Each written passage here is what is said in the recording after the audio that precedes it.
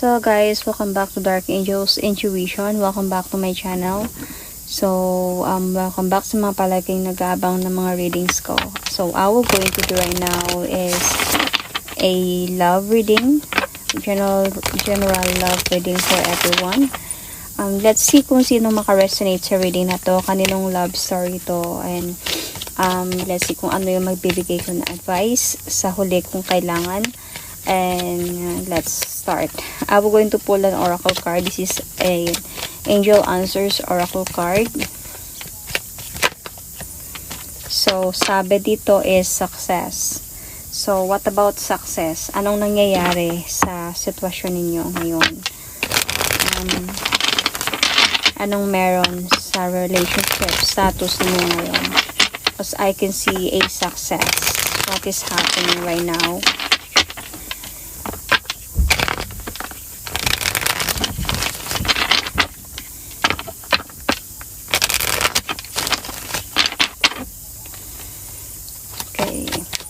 Hindi lahat maka-resonate sa reading na to. So, takes what resonates and leave the rest. Okay. Put yourself in a situation kung saan kayo naka-resonate, guys. Kung hindi kayo naka-resonate at all, then scroll the video. This is not for you, guys. Please do check your other placement sa mga mababanggit ko na zodiac sign dito. Wow. Success. And the Four of Wands is here. So, okay. So, meron ako nakikita this present situation na parang clarity. Medyo you are in the point of may mga hadlang na pinagdadaanan sa relasyon ninyo. Feeling ko na lumalaban ka sa mga hadlang na to. Both of you are. I think that your person is like falling in love with someone else to the point that this person walk away from your marriage. It could be marriage, could be engagement, could be relationship. Okay? Kung saan kayo naka-resonate. So, parang hindi kayo nagkaunawaan. Parang nawalan yung sparks niya. And kaya umalis siya sa sitwasyon. And kaya dahil nga nagmahal siya ng iba and nagkaroon to ng clarity sa'yo this time. Ito yung sitwasyon ninyo to the point na there is a possibility here na parang naipit siya sa sitwasyon and nagdesisyon siya na yun yung pipiliin niya. So, let's see more of your situation. This person, siya mismo yung nag-cut off ng relationship ninyo or yung sitwasyon ninyong dalawa. There are promises na parang nabobroke na sa relasyon ninyo, sa pagsasama ninyo. And kaya medyo hindi na kayo nagkakaunawaan, medyo hindi mo na na-appreciate yung pagsasama until sa point na nagkaroon ng clarity. Until sa point, this person, siya na mismo yung umalis sa sitwasyon. Kasi nga hindi na kayo nagkakaunawaan. And this time, lumalaban ka. Lumalaban ka sa hadlang na meron sa inyo. Like sa struggle, sa obstacle na meron kayo. And itong person, andun siya sa point na umalis siya. And you might be dealing with someone from the past here. Na-confuse siya between you and another person. Ibig sabihin na tukso talaga siya sa iba. And I think that this makes you very much disappointed. Lalo na nung time na umalis siya. Dahil hindi niya inayos yung sa inyo. So, this is what is happening right now. So, let's see.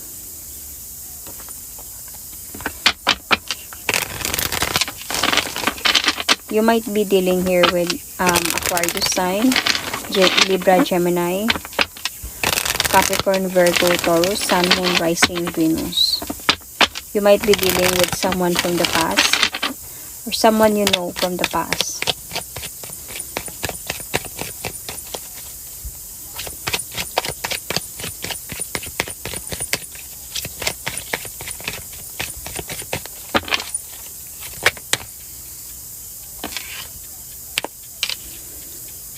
So, yeah, this is a matured person. You might be dealing with the matured one, or an Aries sign here. Someone from the past still is here. So I think that nandun siya sa point ngayon na nag-uumpisa sila with that single person, with a person, with someone else, and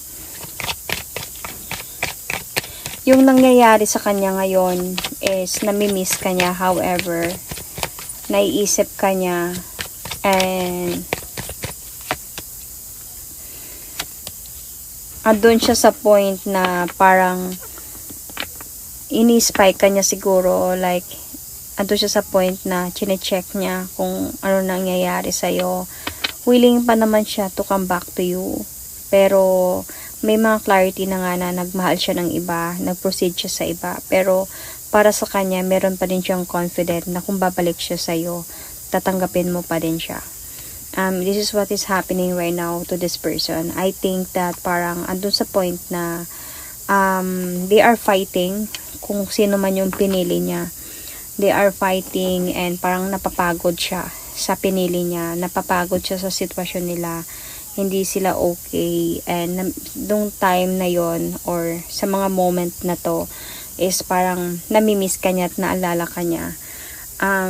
During this moment na hindi sila okay, na nag-aaway sila palagi, parang andun siya sa point na gusto niyang bumalik sa'yo, gusto niyang ayusin yung sa inyo, and nag-iisip siya talaga ng maayos dito kung anong gagawin, dahil nga sa nagdesisyon siya before, decision niya to, alam niyang pagkakamali to, so na-trap siya ngayon sa sitwasyon na gusto niya nang ayusin yung buhay niya. And maayos to, nakasama ka. He's just there spying on you. Dahil namimiss ka niya, dahil nga na naalala ka niya, dahil ibang-iba ka sa napili niya. And alam niyang pagkakamali niya yun. Kaya parang para sa kanya, hindi niya alam kung paano siya mag-approach sa'yo. Pero alam niya yung paano mo siya minahal before. Paano mo siya inalagaan before. Alam niya na nandun sa feeling niya na if ever nababalik siya sa'yo, alam niya tatanggapin mo pa din siya. Pero ngayon nandun na yung kahihiyan na siya mismo nang putol ng relasyon ninyo, ng sitwasyon ninyo, na hindi niya alam kung paano siya mag-transform into a better person, na ayusin niya yung buhay niya para ipakita sa'yo na maayos na yung buhay niya, na willing na siya na ayusin yung sa inyo. Hindi niya alam kung maniniwala ka pa or no, pero alam niya yung puso mo, alam niya yung kabutihan mo, alam niya yung nararamdaman mo. So, let's see what is happening to you right now, para dito ka maka-resonate. You might be dealing here with in Aries, Sagittarius, Leo, Capricorn, Cancer, Scorpio, Pisces could be Aries sign, as I said. Sun, Moon, Rising, Venus.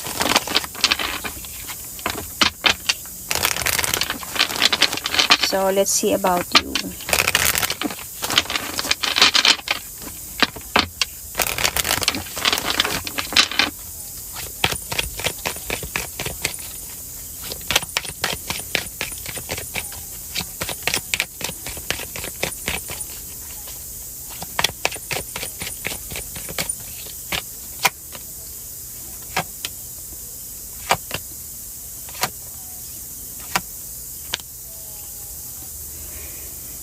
So, para sa'yo naman dito, ang nangyayari sa'yo ngayon is andun ka sa point na gusto mo muna ng peace of mind. Hindi mo alam kung ano yung mga desisyon na pipiliin mo sa buhay mo. Kasi meron kayong pangako sa isa't isa dito na nag-offer siya talaga sa sa'yo ng victory. Kung hindi pa kayo married, nag-offer siya ng marriage talaga sa'yo. Kung married kayong dalawa, din nag-offer siya ng forever with you. And this is a victory, and andun ka sa point that the cycle has ended and you don't even know which decision to choose, whether to give up, to walk on, to let go, or to hold on. You really wanted to have a changes in your life already kasi nahirapan ka na din, but somehow andun ka sa point na nakafocus ka sa sitwasyon na iniwan ka niya. ay nahihirapan ka talaga. Okay? Sobrang feeling mo dito, parang inaibando na ka na niya. Like, feeling mo very cold, very empty, and sobra ka dito sa point na nagfo-focus ka na lang sa yung goal sa buhay, tinatry mo bumangon, although kahit sobra stress ka talaga dito. Okay? So, hindi ka pa makapag-isip ng decision sa buhay dahil nga sobrang mahal mo pa itong person na to as what he felt to you. Sobrang minahal mo siya, unconditional love ang naramdaman mo para sa kanya, kaya sobrang bigat ang binigay niya sa'yo, sobrang hirap, sobrang parang feeling mo, pasan na pasan mo yung problema na to, parang feeling mo ikaw na lang yung nagpapasan ng problema na to, at andun ka sa point na gusto mo pa din na bumalik siya sa'yo at mag-offer siya kung ano yung in-offer niya sa'yo, pagmamahal, forever, like kayo na talaga. Gusto mo pa din mangyari yun kasi nga sobra kang umaasa pa din kahit papano, kahit sobrang disappointed ka na, kahit nandun ka na sa point na gusto mo na baguhin yung buhay mo nang wala siya, tinatry mo mag-focus maybe sa job mo, sa career mo, hindi ka nakakatulog sa gabi talaga. Andun ka sa point na like wanted to make a decision, pero trap ka pa din sa decision na gusto mong mangyari, whether to hold on or to give up. So you just need parang a space. You wanted to have a peace of mind dito. Ito yung mga nangyayari sa iyo ngayon. Okay, so let's see. Tignan natin kung ano yung mga what you're going to expect sa sitwasyon na meron kayo nito. Okay.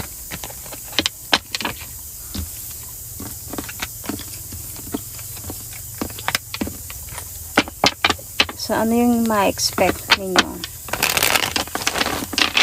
sa sitwasyon na meron kayo nito?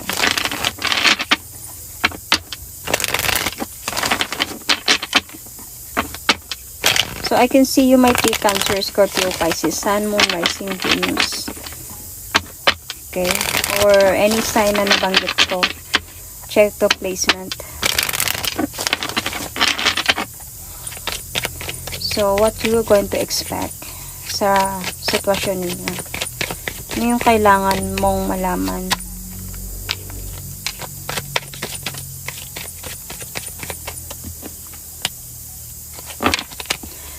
Okay, there is a waiting na mangyayari talaga dito.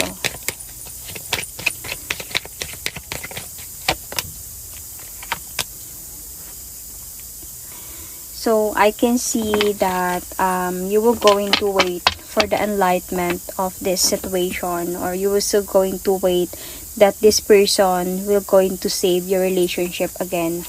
So, medyo confused ka dito. You are blindly fighting sa sitwasyon na to. Over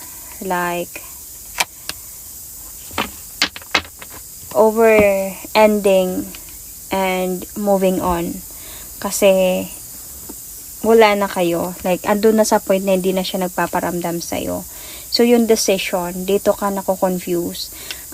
Tapos na ba talaga to at hindi na ako babalik? Or magmo-move on na ba talaga ako? Or sadyang hihintay pa ako? Kasi hindi pa ako nakapag-move on. Hindi ka pa talaga nakapag-move on dito. Masakit sa yung mga nangyari. Painful pa to. And even you wanted to decide to communicate with this person, however, just to save your relationship. And but then andun sa point na you also wanted to be fair sa situation, as meron ka din, however, pride or standards or value, binavalue mo din yung sarili mo na wait lang, dapat ang gagawa nun at hindi ako. Pero somehow, sometimes gusto mo talagang gawin yun para lang maayos kayo, para lang makasigurado kung mag-move on ka na ba talaga, or ending na ba talaga to, or mahihintayin ka pa. Ganun yung mga nangyayari sa'yo.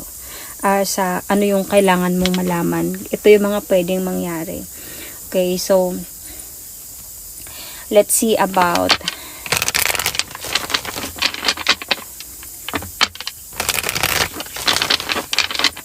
the fear and hopes. Like hopes and fears.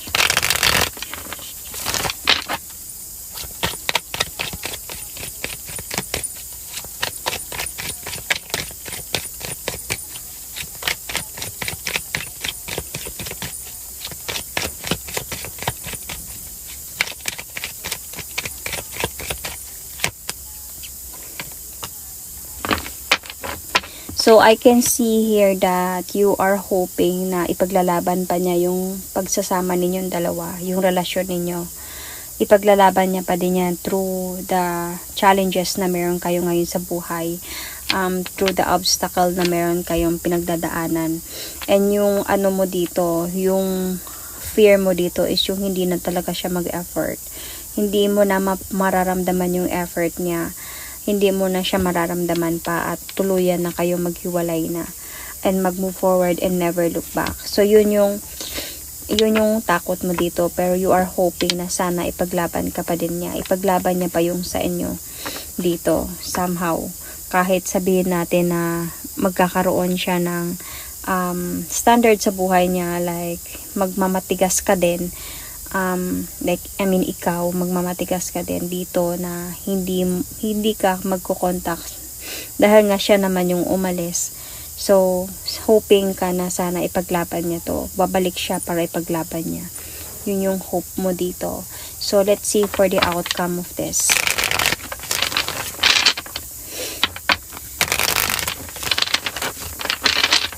Ano yung magiging outcome?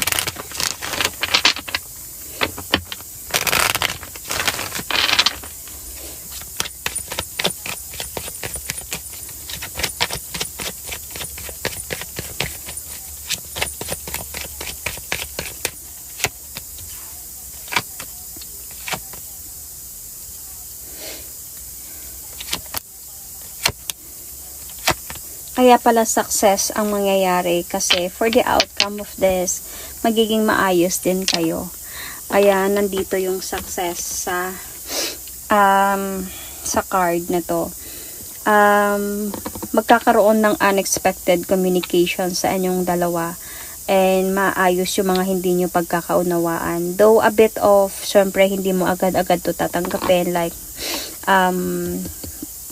uurong-sulong ka dito, pero this person will going to come back to you, ayusin yung mga pagsasama ninyong dalawa, and this time around sa mangyayaring pag-aayos sa inyong dalawa, lalong magiging matibay yung relasyon ninyo at lalo kayong tatagal at magfo-focus na this time sa isa't isa. Mababalik kayo sa dati, like with this Page of Pentacles, magbo-bloom ulit yung relasyon ninyo or yung pagsasama ninyo, maibalik yung happiness ninyo and spark sa inyong dalawa. Kasi honestly, hindi naman niya talaga ginusto yung mga ginagawa niya, like natukso talaga siya before, and nung natrap siya, that he thought or she thought na tama yung nagawa niya, pero alam niyang pagkakamali niya yun, alam niya. Though nagkaroon talaga ng realization sa kanya nung time na yon na mali pala yung napili niya. Okay, so through this time, siguro darating pa yung araw na mag-i-start ka na mag-move on, mag-i-start ka na mag-focus sa sarili mo to rebuild yourself. Mag-i-start ka na magkaroon ng changes sa buhay mo without this person until that time na babalik siya sa'yo. But through the changes na meron ka, kahit pa iiwasan mo siya, kahit pa na magmamatigas ka, mananalo pa din yung nararamdaman mo sa kanya, yung pagiging, yung how you love this person unconditionally. Yun pa din yun, at yun pa din yung mananaig, because you are someone very kind person, very generous, very practical, and very motherly, lovingly person. So time na magkakaroon kayo ng communication with this person, at doon sa point na yun na magkakaroon na ng balance sa inyong dalawa. That is my reading for you. Thank you and God bless.